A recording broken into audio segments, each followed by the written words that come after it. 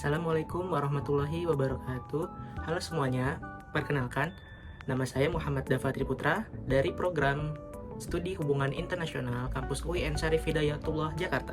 Tujuan dari membuat video ini adalah untuk menjelaskan pemahaman saya mengenai teori yang sedang saya pelajari sekaligus sebagai bagian dari pemenuhan tugas kampus.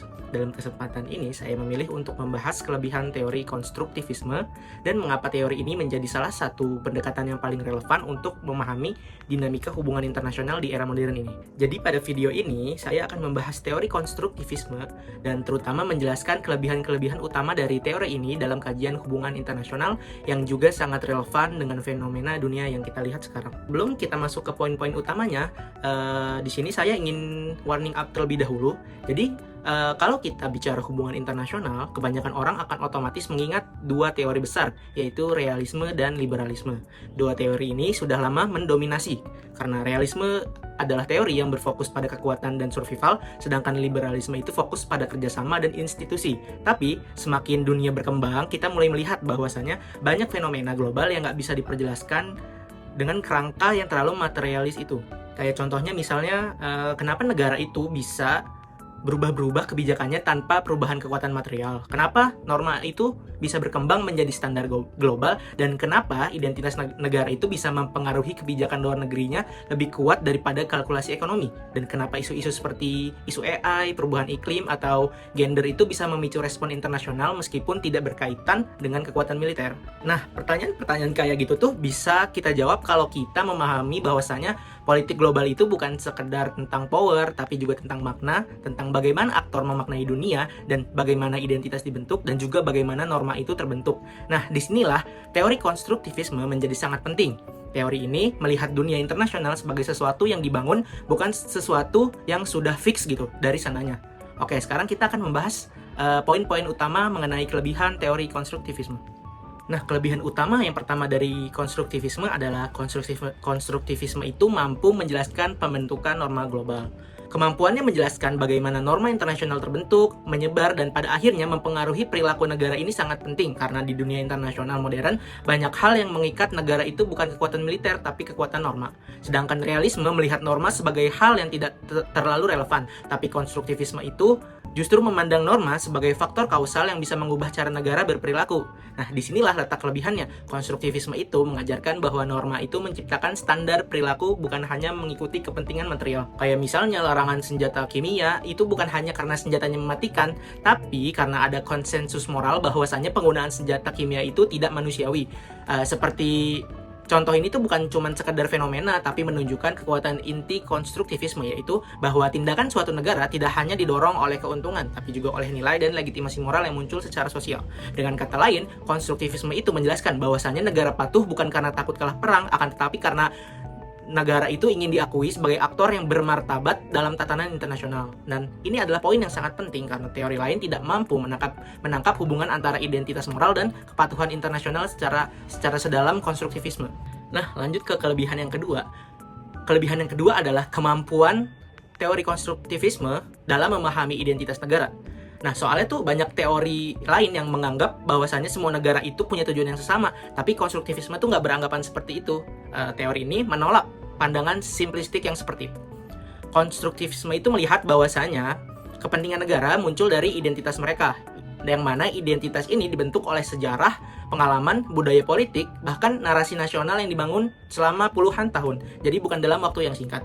Contohnya seperti Jepang yang memiliki identitas anti-militer di era sekarang. Contoh ini bukan hanya anekdot belaka, akan tetapi menunjukkan bahwasanya kebijakan luar negeri itu lahir dari identitas, bukan dari kalkulasi kekuatan. Jepang itu negara yang memiliki uang, punya teknologi, dan juga punya kapasitas militer. Akan tetapi mereka tidak bertindak agresif karena identitasnya tidak mengarah ke sana. Begitu juga dengan Indonesia dengan identitas bebas aktif, yang mana teori realisme itu tidak bisa menjelaskan kenapa Indonesia tidak memilih blok tertentu, tapi konstruktivisme menjelaskannya secara langsung karena identitas itu membentuk kepentingan. Yang intinya dalam poin yang kedua ini, kelebihan konstruktivisme adalah teori ini mampu membaca hal-hal yang tidak terlihat, tetapi punya dampak besar terhadap tindakan negara. Dan menurut saya, poin ini adalah poin yang sangat penting karena dunia modern itu sangat dipengaruhi oleh isu identitas. Kelebihan yang ketiga, teori konstruktivisme ini mampu menangkap peran wacana, bahasa, dan persepsi. Sensitivitas konstruktivisme ini terhadap wacana dan persepsi di era digital dan era politik informasi adalah apa yang dianggap ancaman kadang lebih ditentukan oleh narasi, bukan oleh kenyataan material. Kayak contohnya di zaman sekarang itu ada ancaman AI adalah menjadi prioritas global setelah media, ilmuwan, dan pemerintah memingkainya sebagai risiko besar. Yang kedua kayak ada isu terorisme, yang mana isu itu menjadi global setelah Amerika mempromosikan narasi war on terror. Yang ketiga ada keamanan cyber, itu menjadi topik utama bukan karena infrastrukturnya berubah, akan tetapi karena persepsi ancaman yang naik dalam hal cyber gitu. Nah, contoh-contoh ini tuh bukan cuma ilustrasi, tapi ya itu membuktikan bahwasanya pembentukan makna itu sangat menentukan kebijakan global. Nah, konstruktivisme sendiri unggul dalam hal ini karena dia menempatkan bahasa, wacana, dan narasi itu sebagai kekuatan tersendiri, bukan kekuatan material, dan juga melainkan sebagai kekuatan yang membangun realitas. Dengan kata lain, konstruktivisme itu menjelaskan bahwasanya politik itu tidak hanya dimainkan di arena fisik, tetapi juga di arena ide dan diskursus. Dan ini adalah sesuatu yang benar-benar tidak bisa dijelaskan oleh teori realisme. Nah, kelebihan yang keempat adalah teori konstruktivisme itu mengakui peran aktor non-negara sebagai pembentukan makna. Konstruktivisme itu tidak membatasi dunia hanya pada negara.